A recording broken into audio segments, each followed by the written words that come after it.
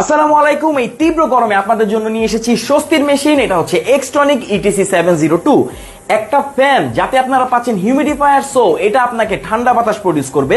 এখানে দেখতে পাচ্ছেন এগুলো থেকে ধোয়ার মতো বের হচ্ছে, এটা অ্যাকচুয়ালি মিস্ট, যেটা এখানে আপনি পানি ঢেলে তৈরি করতে পারবেন। 1/2 লিটার পর্যন্ত পানি এতে আপনারা দিতে পারবেন।